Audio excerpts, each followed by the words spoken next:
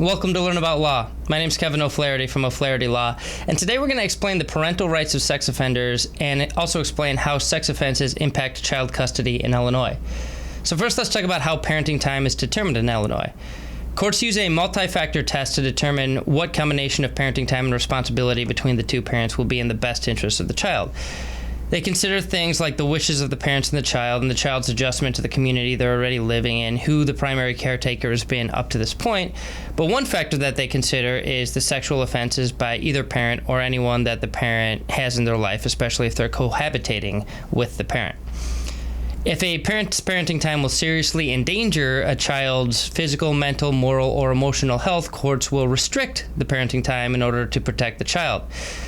However, the fact that one parent is a sex offender does not automatically trigger a restriction on parenting time. Rather, courts will look at this on a case-by-case basis to determine, based on the nature of the offense and any treatment that the parent has undertaken after the offense, what would be in the best interest of the child. So depending on what the actual offense was and the specific situation, courts will determine whether allowing that parent to have any parenting time will be in the best interest of the child.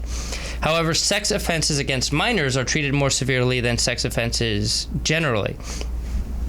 A conviction of a sex offense against someone under 18 years old will cause the parent who was convicted of the sex offense to lose rights to parenting time while the offender is either incarcerated, on parole, on probation, on conditional discharge, or on mandatory supervised release. And in addition to losing it during that period of time, they won't get their parenting rights back until the parent that completed the sex offense complies with the terms and conditions that the court determines to be in the best interest of the child. This might be a treatment program. They might never get their parenting time back based on the nature of the offense. But basically, courts will say pretty much automatically that while they're incarcerated or still serving time, whether it's parole or otherwise, and until they complete any treatment programs that are required by the court, they are not going to get any parenting rights back.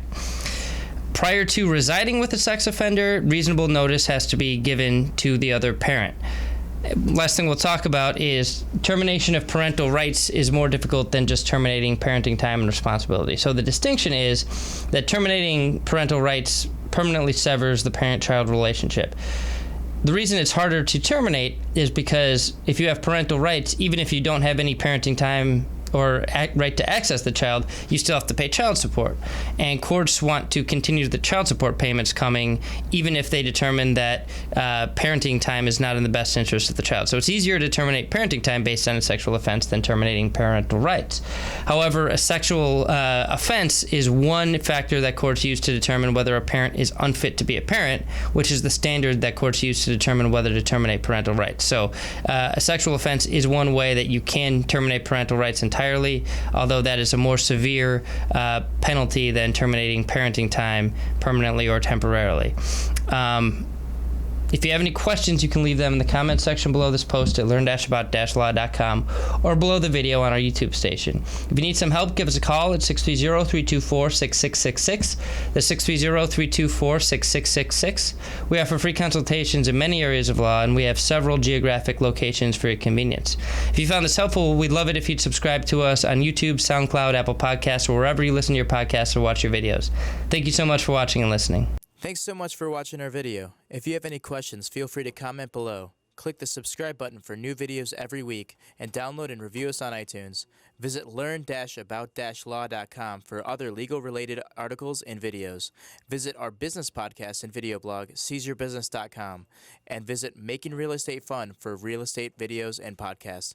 Call us at 630-324-6666 for a free consultation.